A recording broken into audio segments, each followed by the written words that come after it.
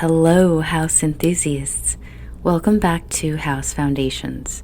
I'm C-Dub, your host, and today we're journeying through the early 90s, a transformative era when house music transcended its Chicago roots and captivated dance floors worldwide.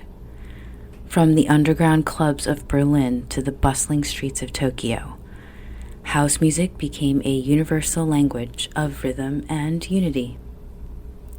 By the dawn of the 90s, house music had firmly planted its flag in numerous cities across the globe.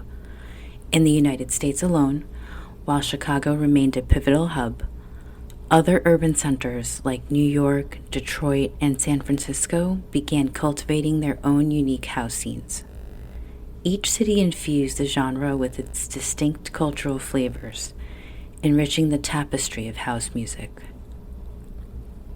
New York City, in particular, emerged as a powerhouse in the house movement. The city's dynamic energy and melting pot of cultures fostered a fertile ground for innovation. Clubs like the Sound Factory and Shelter became sanctuaries for house aficionados. DJs such as David Morales and Frankie, who had migrated from Chicago, mesmerized crowds with their eclectic mixes. Morales is my personal favorite, and his remix of Mariah Carey's Dreamlover exemplified the seamless blend of pop sensibilities with house rhythms, making the genre more accessible to mainstream audiences. Across the Atlantic, the United Kingdom was experiencing its own house renaissance.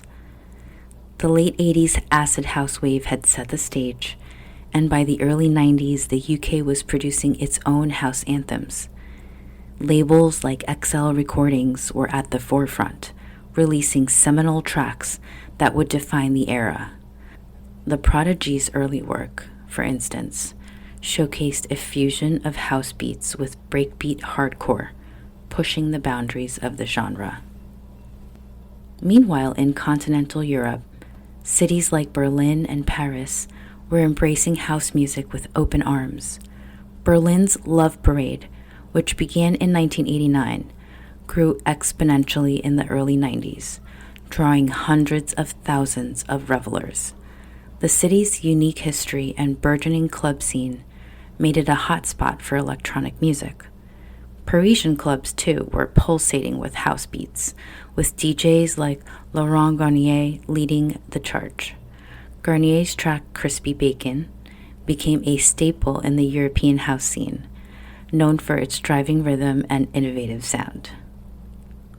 Back in the US, the West Coast was carving out its niche in the house landscape. San Francisco's vibrant LGBTQ+ community played a significant role in nurturing the scene.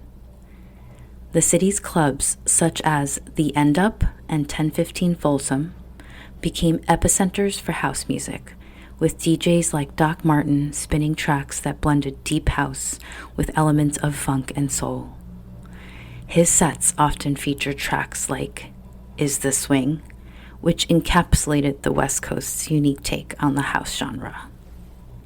Distribution channels for house music also evolved during this period. Independent record labels proliferated, pressing vinyl records that DJs would spin in clubs and on radio shows. The rise of mixtapes and DJ mixes allowed the sound to spread beyond club walls, reaching listeners in their homes and cars. This grassroots distribution was instrumental in building a dedicated following. Reflecting on this era, it's evident that the early 90s were a time of rapid expansion and innovation for house music. The genre's infectious rhythms and inclusive ethos resonated with people from diverse backgrounds, fostering a global community united by the dance floor. As we move forward, we'll explore how house music continued to evolve, giving birth to numerous subgenres and influencing countless artists. Thank you for joining me on this journey today through the early 90s house scene. Until then, keep the beats alive.